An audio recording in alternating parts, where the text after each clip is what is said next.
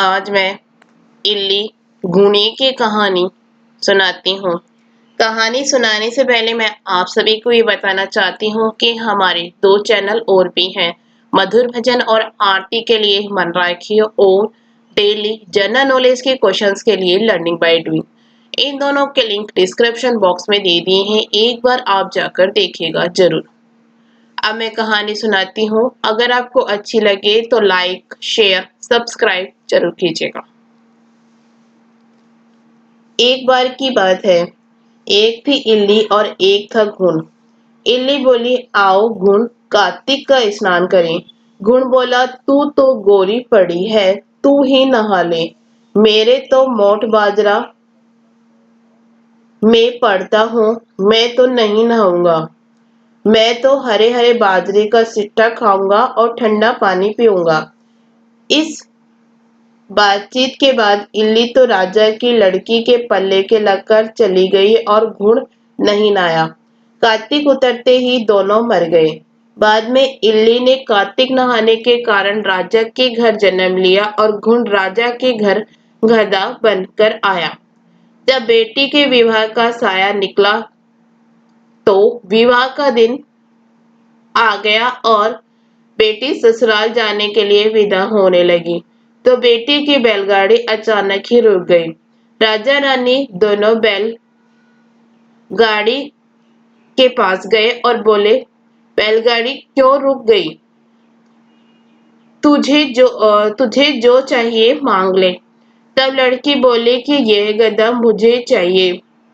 तो वह बोले, यह क्या मांगा? यह भी कोई मांगने की चीज है?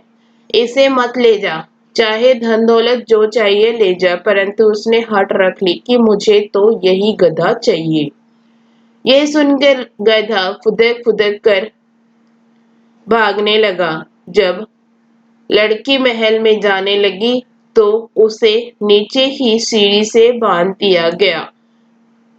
जब सीढ़ी उतरने लगी तो गधे ने कहा कि हे सुंदरी, हे लड़की, थोड़ा पानी पिला दो। तब उसने कहा कि आ नहा लें। तब तूने कहा था कि मैं तो बाजरा खाऊंगा और ठंडा पानी पीऊंगा। उनकी आपस की यह बात देवरानी जिठानी सुन रही थी। उन्होंने अपने देवर के कान भर दिए कि तू जादूगरनी ब्याह के लाया है जो जानवरों से बातें करती है। यह सुनकर वह बोला कि मैं कानों सुनी नहीं मानता, आंखों से देखकर मानूंगा। दूसरे दिन वह छिपकर बैठ गया और उसने देखा कि रानी महल से नीचे उतरी तो गधा फिर से वही बात बोला। तो रानी ने भी जवाब दिया। तब वह तलवार निकाल कर खड़ा हो गया और बोला कि तू जानवरों से क्यों बात कर रही है? तू ठीक ठीक बात बता दे, वरना तलवार से 2 टुकड़े कर दूंगा। तब रानी ने कहा कि औरत का भेद नहीं खोलना चाहिए। राजा बोला कि मैं तेरा सारा भेद खोल कर ही रहूंगा। तब रानी ने कहा कि पिछले जन्म में मैं तो इल्ली थी और यह घुन था। तब मैंने इसे कहा था कि आ घुन, कार्तिक नहाने चलते हैं। तो यह नहीं नहाया, जिसका परिणाम यह हुआ कि यह इस जन्म में गधा बन गया और मैं राजा के पल्ले के लगकर नहाई तो राजा के घर जन्म लिया। इसलिए मैं तो पिछली बात कर रही थी।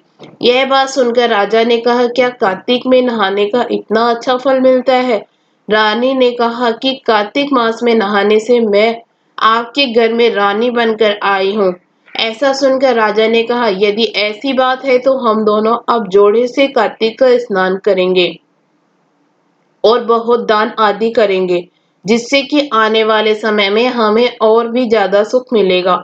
दोनों जोड़े से कार्तिक नहाने लगे तो राजा के घर में बहुत सी धन संपत्ति हो गई। हे कार्तिक महाराज, जैसे इल्ली को सुख दिया वैसा सबको देना, जैसा घुण को दिया वैसा किसी को मत देना।